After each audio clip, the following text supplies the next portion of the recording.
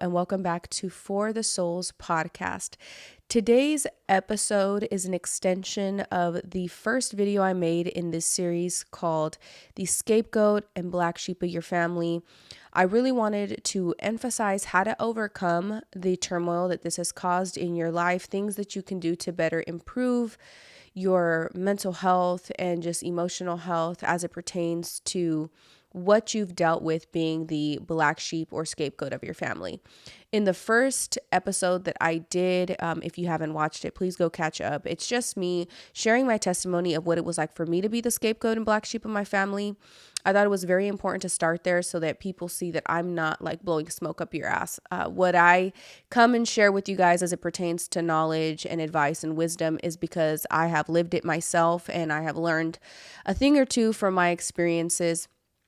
In this particular episode, I wanted to talk about 5 key things that you can do to help you detach yourself from the stigma that comes with being the black sheep and or scapegoat of your family. I think that this is very important to talk about because I always say to you guys on social media that if you're going to talk about a problem, bring a solution.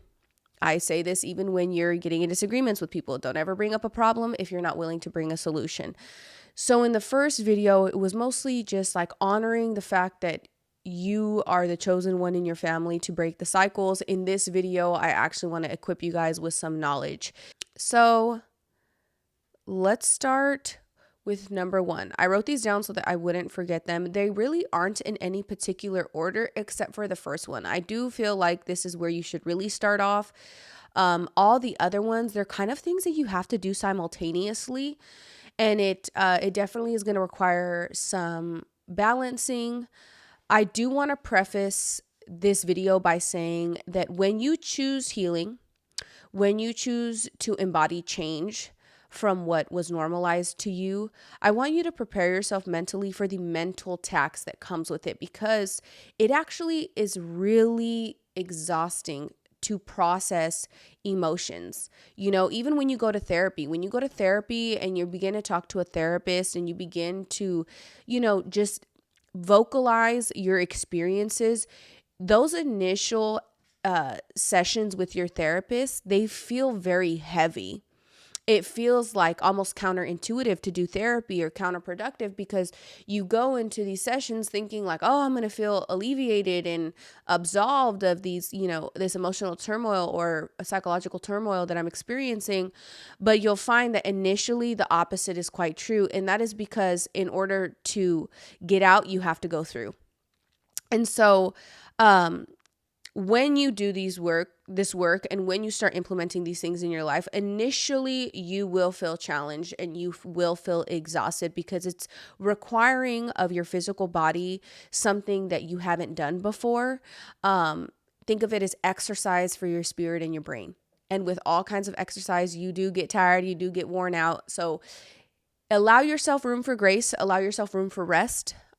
During the process of your healing, especially if you're just starting out, but it's something to remember, throughout this constant journey of life that we have to have those moments to decompress and to rest. So that being said, let's get into number 1. If you were scapegoated or you are the black sheep of your family, you know more than anybody the emotional turmoil that comes with this, because it seems like everything just falls on your shoulders. Somehow you're constantly the root cause of all the problems. You're constantly being blamed for everything. Who you are just doesn't fit into your family dynamic. And this causes a lot of emotional conflictions and psychological conflictions. And usually in dysfunctional families where they are scapegoating a child, they also lack the emotional intelligence to help you process what it is that you're experiencing. So the number 1 thing that you can do initially to really just deconstruct this system within yourself of being the scapegoat and being the black sheep is to attain knowledge, to attain emotional intelligence. So I want to let you know, if you're listening to this video, you've done step 1.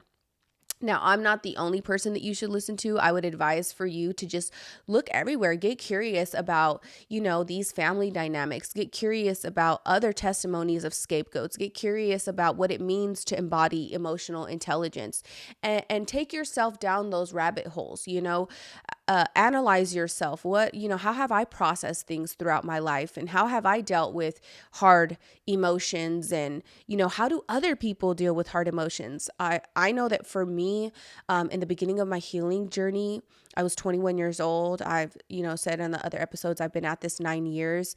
And one of the things that I was called to do was to have conversations with my mother and my stepfather. And I asked them about their lives. I asked them about their testimonies.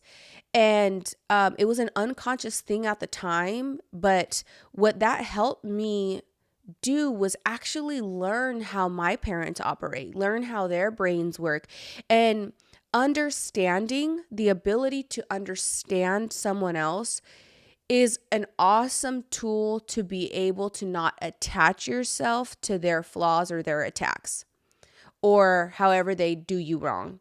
It really separates you from them in the sense that you don't take their transgressions so personal because you understand why they are the way they are and why they do what they do. So I would say begin to learn emotional intelligence.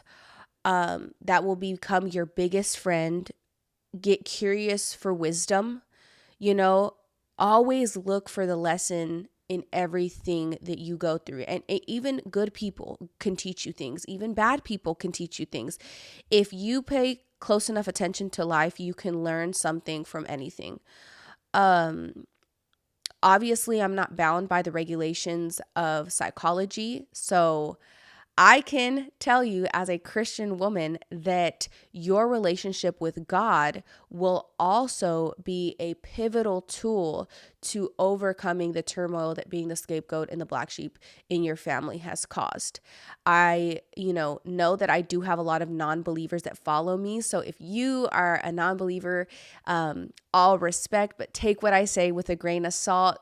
Take heed to all the other advices that I give you. But if you are somebody of faith, I want to talk to you specifically for just a moment.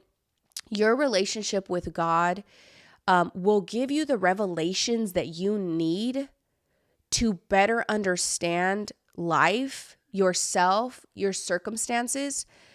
And I'll be very honest with you guys. I took some sociology classes in college. I did take psychology my senior year of high school, but I don't have a degree. You know what I mean? I've built this platform off of literally what I've learned from the school of life. And I know that a lot of people sometimes devalue that, but I truly believe that there is no better teacher than lived experience if you are diligent about learning. And as much as I honor knowledge, as much as I honor academia, I love to learn. It's one of my favorite things to do. Spoiler alert, I'm a little bit of a freaking nerd and I love it. It's my safe place. It makes me feel good. As much as I love literature though, what you learn in a book has no comparison to what you learn in real life. A book cannot give you the wisdom that actually going through things gives you. And a good person that I like to listen to that really is just like the epitome of this example is Joyce Myers. She didn't go to school for theology. She literally has attained her biblical wisdom through living her life and reading her Bible.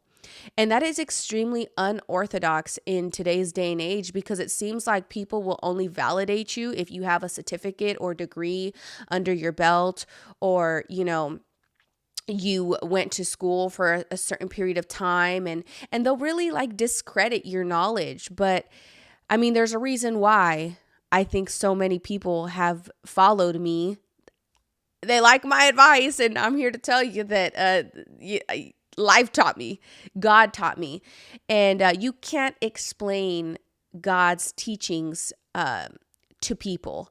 And, in the psychological realm, in the therapy realm, it's unethical to tell people to get close to God because it's perceived as pushing your religion onto them or whatever.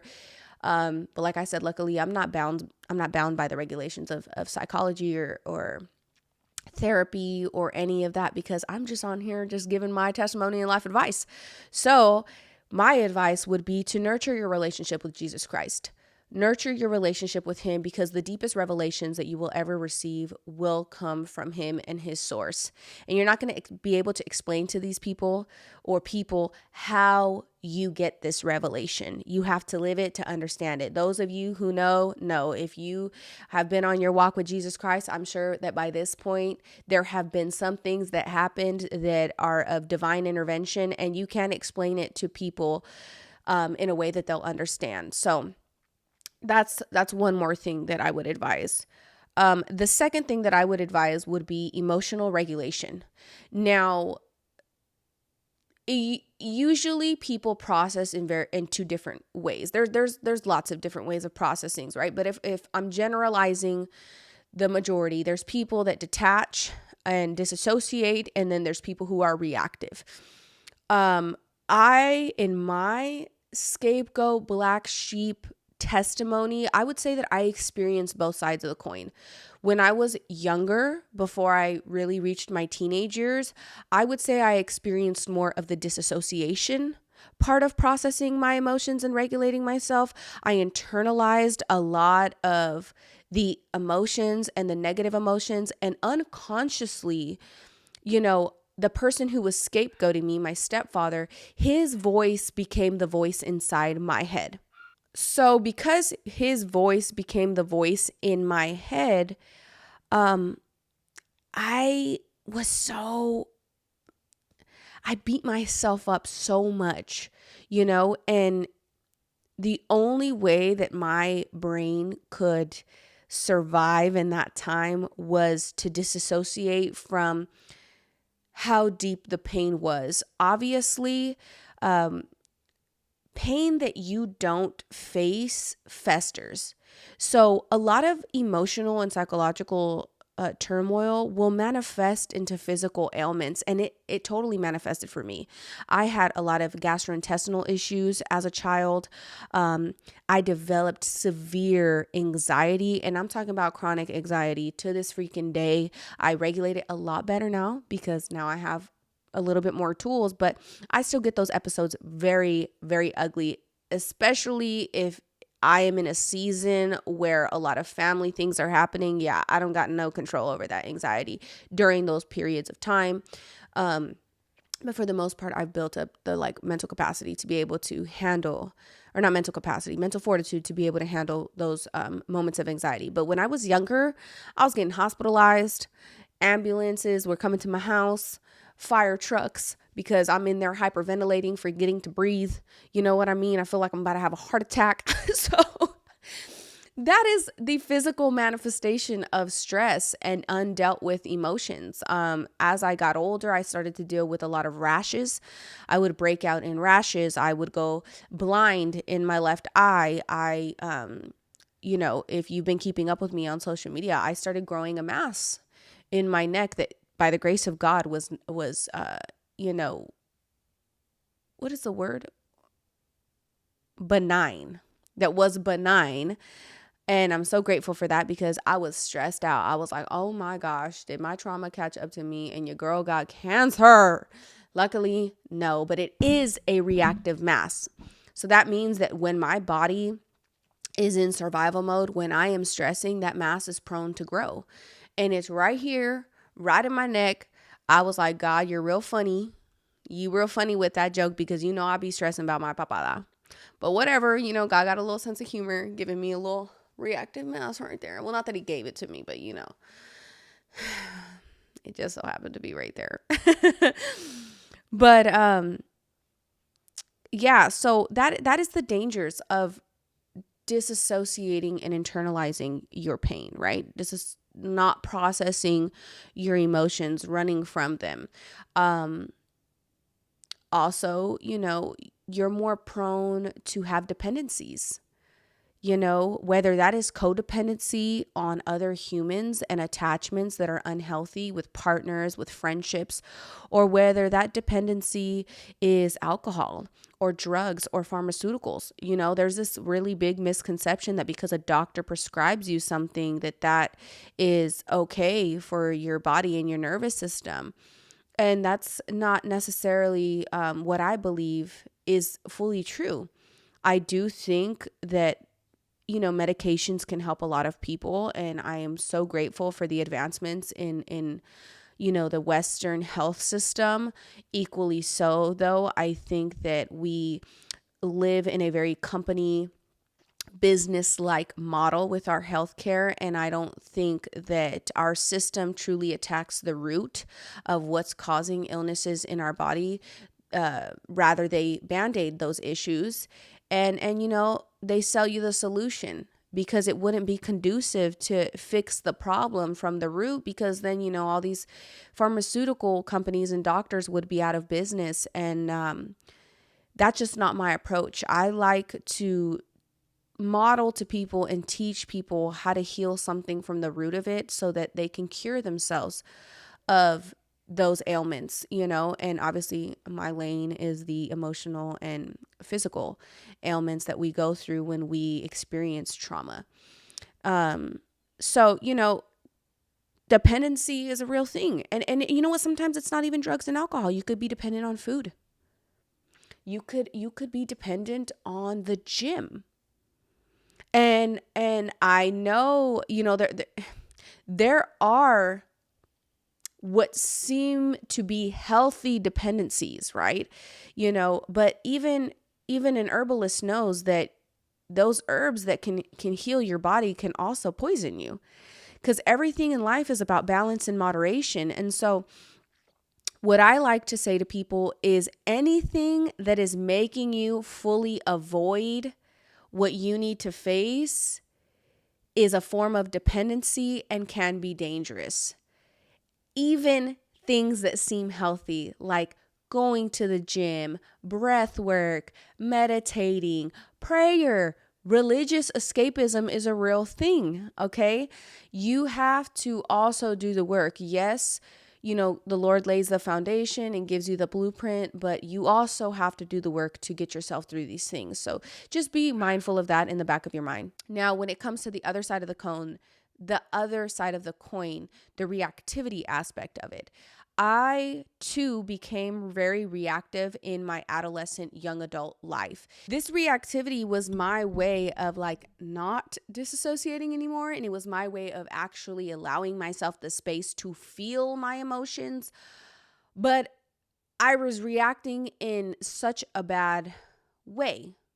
So I became very angry. I became kind of like a smartass. I had really no control over the way I expressed what are perceived to be negative emotions.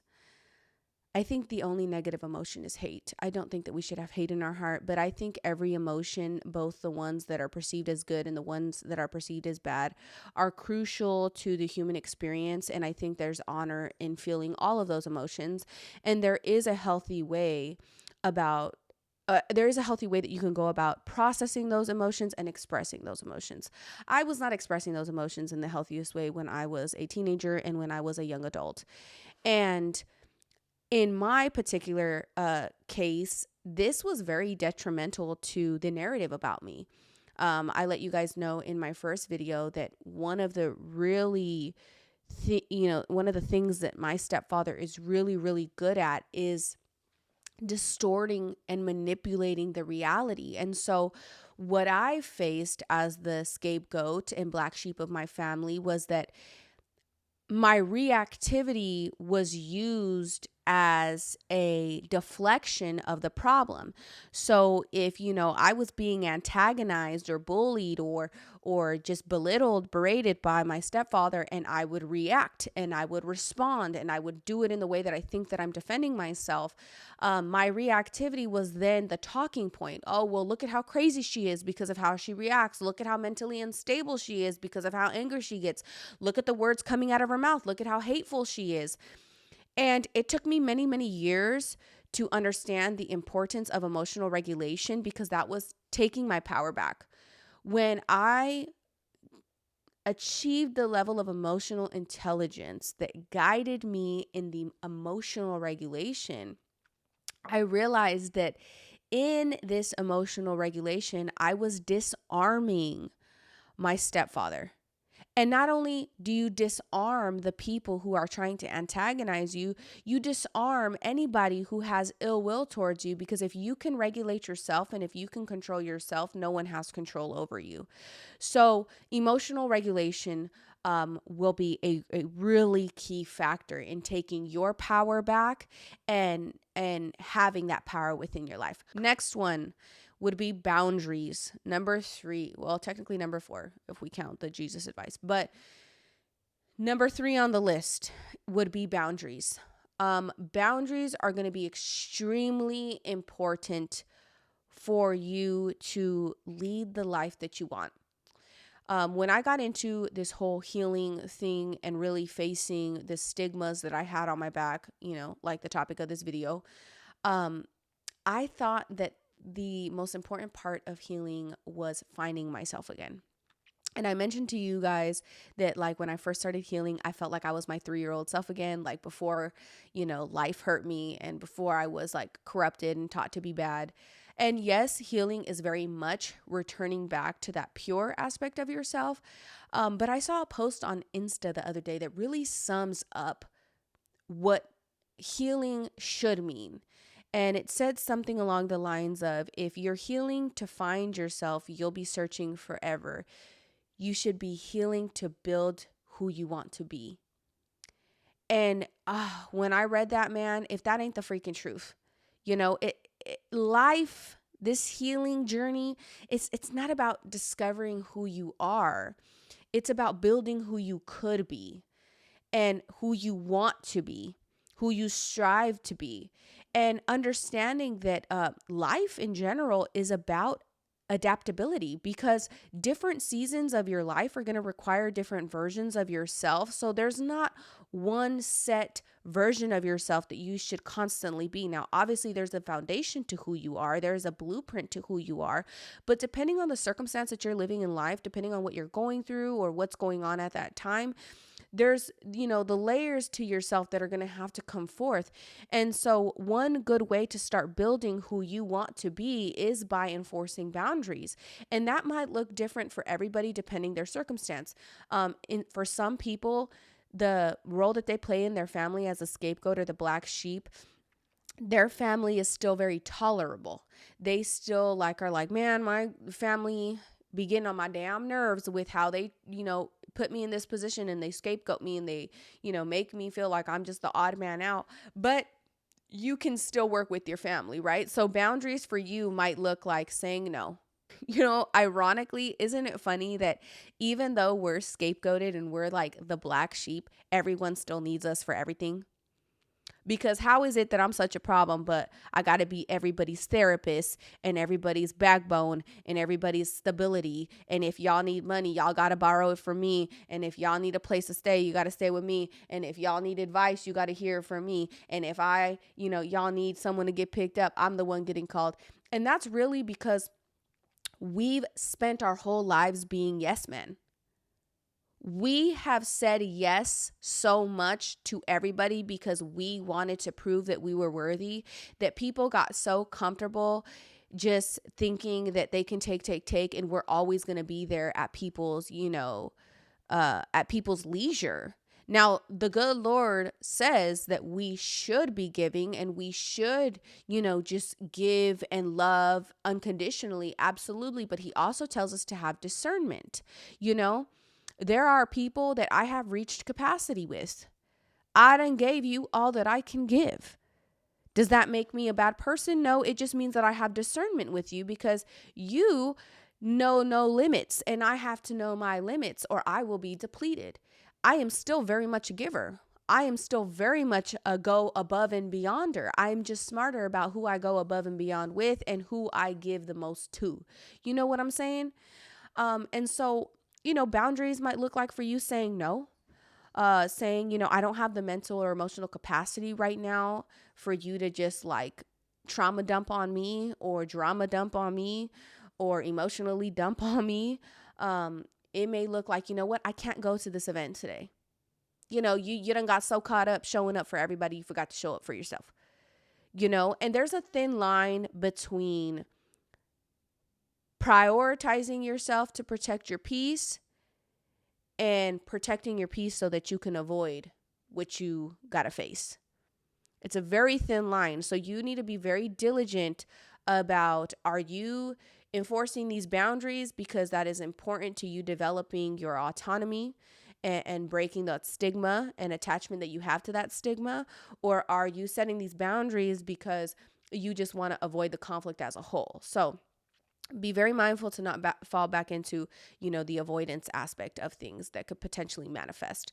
For other people who, share more of a story like me, where being scapegoated and, the black sheep of your family has gotten to the point of truly, truly being very painful and truly affecting you in a way that is completely detrimental to who you are.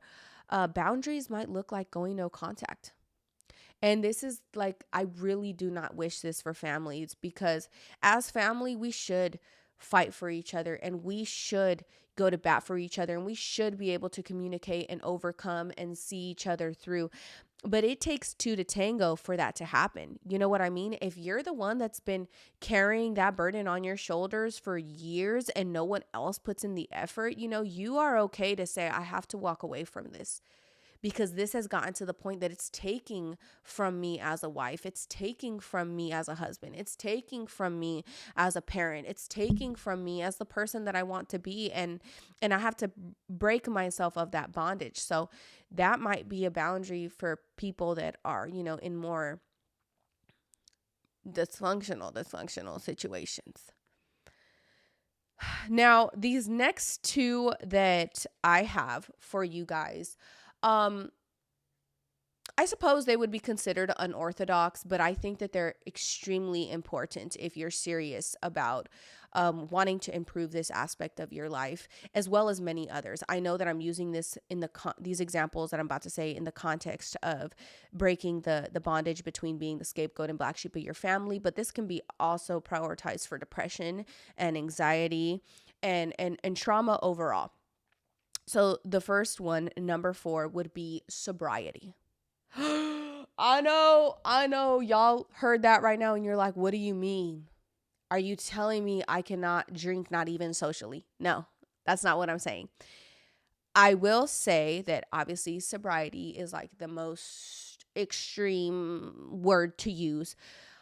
But here's the thing with substances, right? They act as blinders. They cloud your ability to fully see things for what they are and fully process things the way that you need to process things. Now, I'm not saying that like you can never, ever, ever, indulge in whatever your prerogative is ever again. But I'm saying that I think you should be very intentional with what you want to accomplish, and that does require discipline. So if you're in this season that you're like, I really want to get serious about healing, I think that you should reward yourself with sobriety so that you can ensure that you are truly seeing things as clear as you're supposed to see them, and experiencing them as clear as you're supposed to experience them. Because the reality is, a substance, they mess with our nervous system. They mess with our perceptions of things. And just even being on the topic of sobriety, right? Let's say you don't want to fully be sober as you're healing. That's totally okay too, But I think that you should be very, very aware of the why. Let's use alcohol, right? Because that's the most common reference. It's the most normalized in society. When I say that you should be conscious of the why, I mean the why do I want to drink today? If you want to drink for, shits and giggles because you're just like, you know what, today's a good day and a michelada sounds nice. Do you, boo? Enjoy. You know, I know religiously there's a lot of people that disagree with the whole alcohol thing, but God did turn water into wine. He, indulged in wine with his peers. And he literally told us, like, do as your heart desires, but don't be a drunkard. So I interpreted that, and my interpretation could be wrong, okay? But what I've learned is that the Lord didn't say, like, you got to be sober, you can't drink at all. He was very much like, you need to be responsible with how you drink. Don't be a drunken fool. Don't be a drunken sailor. Enjoy your glass of wine, but know your limits. So, if you want to drink for shits and giggles and have fun because it was a good day, all right, have a drink. If you want to have a drink because it's been a hard day, if you want to have a drink because the kids was overstimulating you and stressing you out, if you want to have a drink because, man, today was just too much, or if you want to drink because you just got into an argument with your man, you should absolutely not be drinking.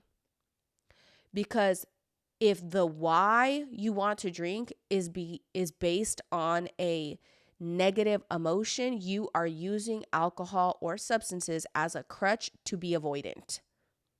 And that's very dangerous territory. So if you don't want to fully be sober, that's like something that you feel is unattainable, which I will say, whatever you do not have control over has control over you. So be mindful of that. If that's just not something you would like to do, you still want to enjoy a glass of wine or drinks or cocktails when you go out with your friends while you're also on your healing journey, that's fine. Just be aware of the why. Don't drink if the why is a negative, if the why is because you had a hard day or anything that I mentioned, okay? Now, lastly, to wrap up this video, this is a shorter video. Number 5, prioritizing your gut health. I'm not a doctor, and I have to say that for legal purposes, and I'm not going to advise you on what you should do to balance your gut. I'm only going to tell you what I do to balance my gut.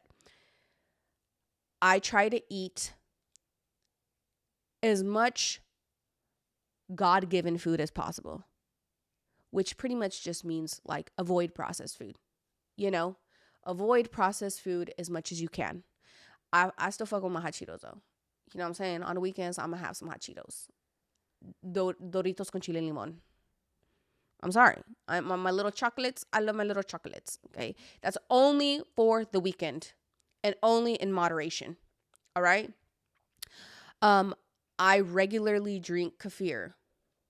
I want to keep my gut full of good probiotics and prebiotics. That gut microbiome needs to have healthy bacteria in there so that all that gunk gets digested and pushed on out. Now, speaking of digestion, chew your damn food. Did you know on average we should be chewing at least 20 times because we have enzymes in our saliva that will help break down the food? If you're inhaling your damn food, you are wreaking havoc in your gut. And then you wonder why you're so tired and pissed off after you eat a burrito. Okay? Chew your food. Chew your food. Now, you might think, why would taking care of my gut be so important to, healing or, healing being the scapegoat or the black sheep of your family? And that's because your gut is like a second brain. Your gut is directly tied to your nervous system. And your nervous system is what literally regulates you. It's what creates the hormones that needs to, make you feel good, and the endorphins and the dopamine and this, that, and the other, right? So what you feed your gut directly impacts how you feel up here. And that's not talked about that much when it comes to the space of trauma. But not only that, you guys, when we've grown up internalizing a lot of those emotions and pain, we actually store them in our gut from a lot of people. Women, it's usually we store like around here. That's why our neck be hurting, our back be hurting. But women tend to have a lot of digestive issues because we store a lot of those pent up emotions there. So I would say really, really focus on your gut health as well as all the other things. When I started focusing on my gut health, I saw the significant improvement in my mood, which obviously helped with the emotional regulation aspect. It helped with the attaining the knowledge of emotional intelligence because I was retaining information better. Having those periods of being sober during my healing journey. Now, y'all know I'm fully sober, but at some point I wasn't. I've been at this for 9 years and I enjoyed me a little beer. I enjoyed me a drink. Okay. I love exploring the different flavors of IPAs. All right. I love beer, and now I just have like little non-alcoholics when I want a little razzle dazzle, but throughout my healing journey, I would still drink. I just was very intentional with why, and in those periods where I was seriously doing work and I seriously wanted to process some shit, I wouldn't drink because I wanted to process that very clearly and in the right headspace and in the right spiritual space. So I hope that you learned something from this video, and I hope that you can apply these things into your life. And I want to be really candid with you that the only way you know that you're improving is when you're put in a situation to prove to yourself that you've improved. So please don't be like me and naive and think that, oh, I'm like on this healing journey and I'm doing all the right things and I'm going to know how to handle this, that, and the other. You really don't know how you're going to handle it until you're put in a position to handle it. And that means being triggered. That means, healing don't mean all the problems are going to go away. It actually means you're going to recognize even more problems because now you're aware of the problems, and now you're going to be put in way more situations where you actually have to practice what you preach, which is a blessing because that is like the exercise to healing, and that is what proves to yourself that you're actually making progress. So look at every opportunity where you're triggered as an opportunity to prove to yourself that you're actually doing the work. Every time that you emotionally regulate, every time that you apply emotional intelligence, every time that you choose a fruit over hashiros, every time that you choose to not drink because you're upset, you are proving to yourself that you are being diligent and you're being disciplined and you are building your life and building who you are to what you want to be. So pat yourself on the back for all those small wins, because all those small wins, they add up and they do build your spiritual fortitude. They do build your mental fortitude, and they do build your emotional fortitude. I wish you all the best of luck on this journey. I hope you enjoyed this video. God bless.